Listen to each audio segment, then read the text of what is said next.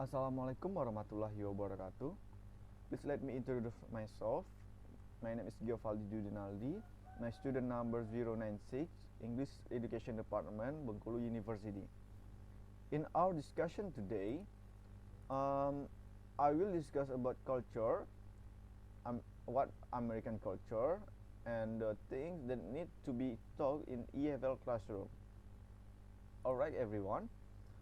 From the video, I heard of a lot of new things, many things that made me understand about American culture.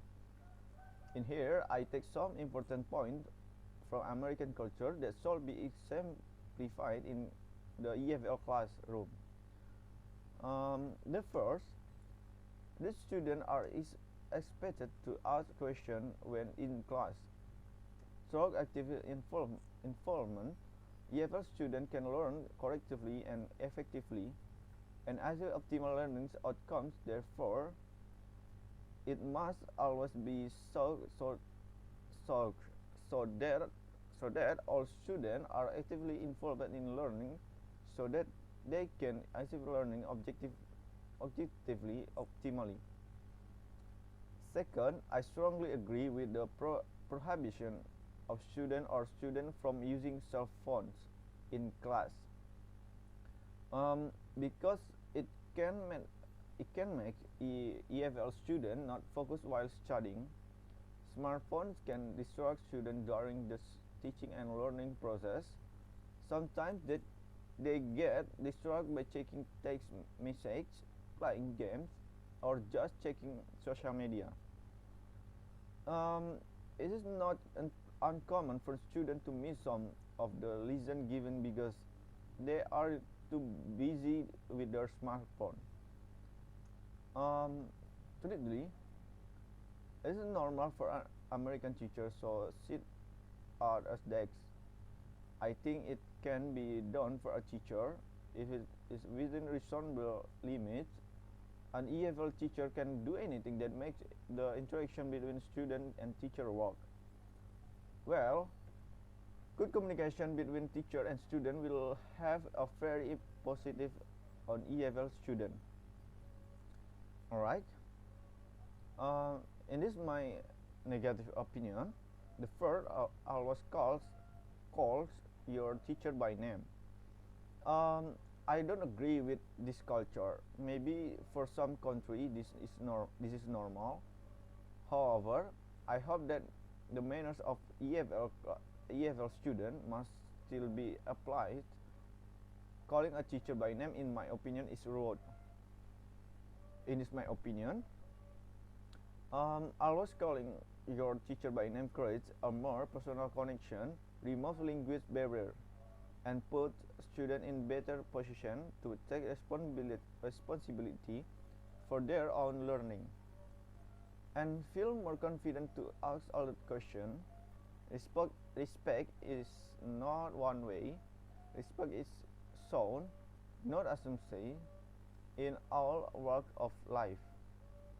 There is no link between discipline problems and calling teacher and educator by their first name. Approach to building relationship with EFL student becomes very important. We know a name or title does not necessarily building respect and trust from EFL student. The third is never late for school. I really agree with this culture. Arriving late is indeed a bad culture that we often find. If intentional, of course, this delay will be very detrimental. Not only will you be labeled as a gangster, but your friends can also feel this fantastic because you arrive late. Chronically or not arriving late, including as an act of disrespect for teacher or friends. Always arriving late can really annoy them. Imagine if you are focused on studying, then suddenly a friend comes in, knocks on the door because you are late. The sixth is doing not own work. Copying from a friend's books or the internet is called plagiarism. I I really hope that this also applies to EFL students, because people who like to cheat will not have high learning motivation. They are they are even more lazy to study and really on cheat when facing exam. The result is very clear. Students like this may be able to get good grades, but currently cannot master the knowledge they should know. If you are used to cheating, you will get used to lying, which later could be that all your words and actions will not be trusted by others. When you are used to cheating, it will be difficult to develop ideas and creativity. The reason is someone will turn and imitate other people, work without trying to think about developing ideas.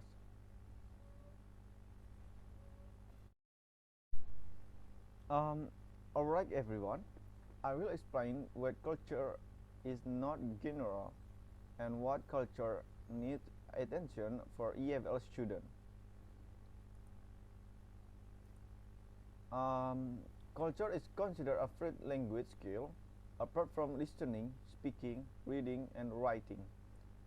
Due to the international role of English and globalization, beyond individual language skill, communication is the primary goal when a culture is included. Culture and communication are considered inseparable because culture does not only examine who talks to whom, about what and how communication takes place. It also helps to determine how people interpret message and the understood meaning of message in different conditions and each other. EFL teachers should be aware of the place of cultural studies in EFL classroom and strive to increase student culture, awareness, and assess their communicative competence. Despite odds are considered vital in real life communication.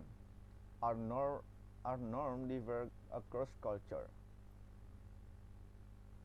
Learning how to communicate in real life can help EFL students make students feel that they are more integrated into the target culture. If teachers acquire students with more social linguistic knowledge, it stands to reason the student will be better equipped to interact with people from the target culture.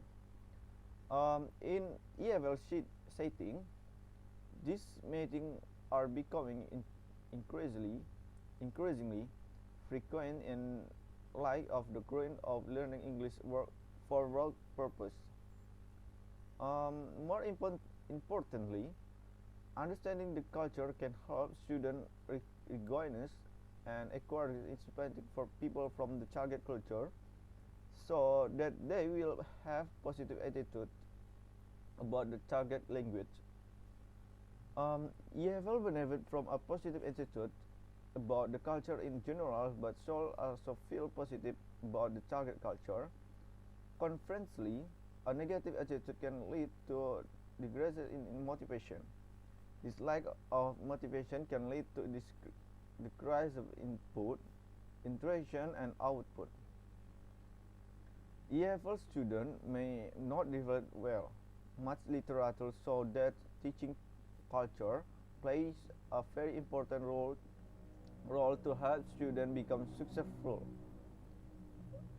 Linguist learns teacher therefore must carefully organize and incorporate teaching culture in lesson plans and curricula. Therefore, teacher must be flexible to play various roles he should be able to do. To present and obtain cultural information, try and model cultural behavior, guide and conduct research and cultural analysis. Alright everyone, in here's how to teach the target culture in the classroom. Culture is considered to have reciprocal relationship in at least. Culture can improve language teaching. Language is used to convey meaning, but meaning is determined culture.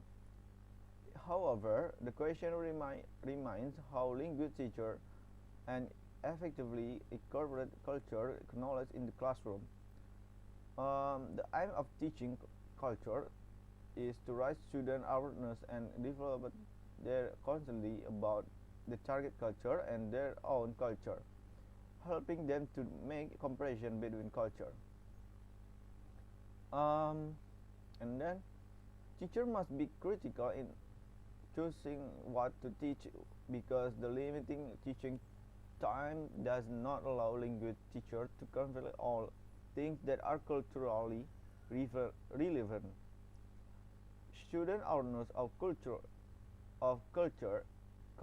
difference can be built and strengthened through various material search. Devices such as smartphones, laptop and computer, as well as Web 2.0 technologies have been used to support language learning. I strongly recommend using technology because EFL students can become more engaged with authentic culture content that they can freely access and explore, which allow teachers to adapt the digital media to make culture learning more relevant and accessible to students in their classroom. Other sources for teaching culture include folklore, poetry, and songs. Not only that, I also advise EFL students to watch movies, listen to audiobooks, and podcasts. Watch movie or listen to podcasts which contributed to EFL student construction of their own cultural knowledge. Alright everyone, I think that's all I can explain at our meeting today. I really hope this video can be usable for all of you. If there is a wrong word, I'm sorry. Thank you very much for watching this video. Wassalamualaikum warahmatullahi wabarakatuh.